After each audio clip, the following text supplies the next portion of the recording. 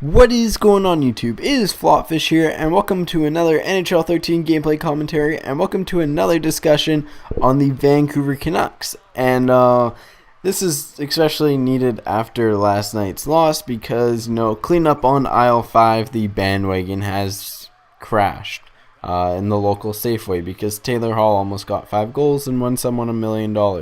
Not actually, but it was just kind of funny. Yeah, so last night was that first period. Oh dear. I'm sure no one's going to complain about the Canucks playing a boring style of hockey anymore. Um, that seems what everyone was complaining about, and then they get lit up for 4 goals. But they were still playing the same style of hockey as what they were playing for about, I don't know how long, quite a few games. And the reason why, it really, the goals weren't on. 3 of the 4 goals aren't on the goalies. The first goal on Hall was a very nice shot that'll score on most of the goalies most of the time.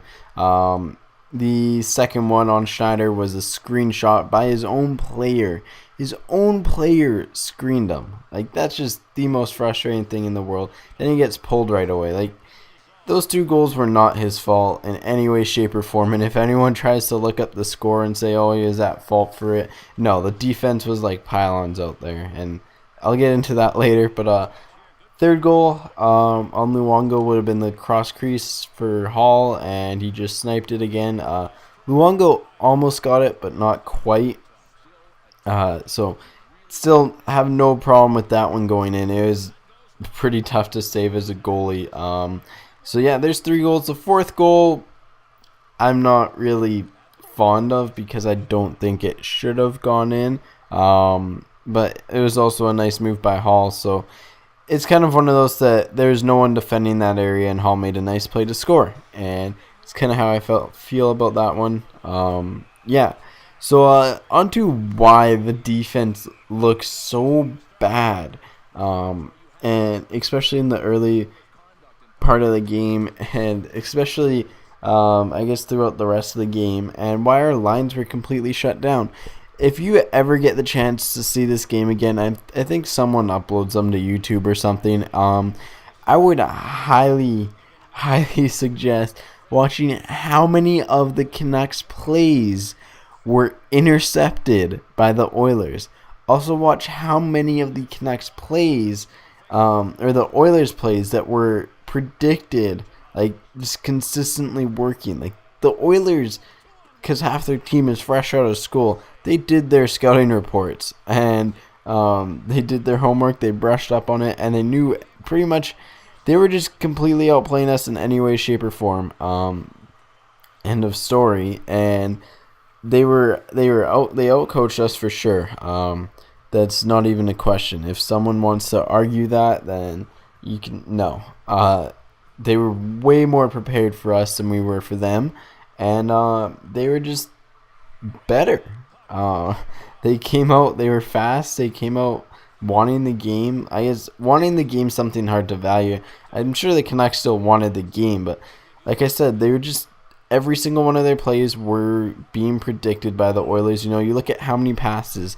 The passes being intercepted was huge or deflected or you look at even Hall's power play goals, a really good example. The Oilers kind of knew where the defense was where they were gonna switch up, and it's the same thing every time. And they read it and they succeeded with it.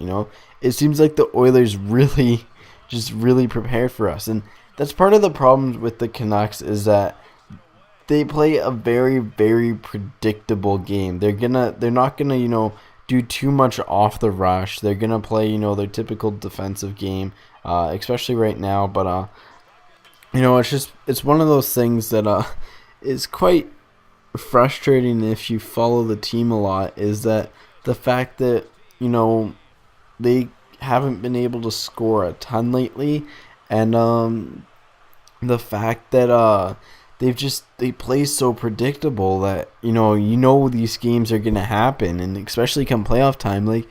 You look at LA, how it's the same thing against LA as it was against Edmonton last night. They were just predicting everything, and it's just whether it's one of those nights or whether they just read their scouting report really well, which I have to think it's a scouting report because just the way the passes were being intercepted and stuff, and it should be an area of concern for us.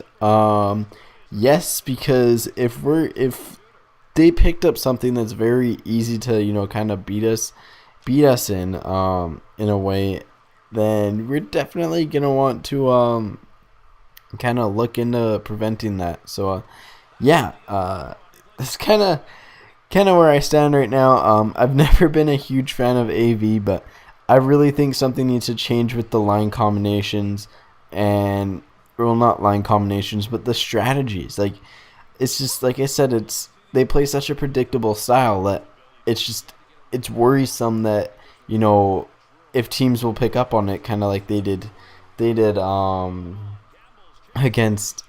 Oilers did against us tonight, that those games are going to happen more often. And like I said, they play a very simple, like, kind of, I don't know, like just cycling. Everyone knows they're going to cycle.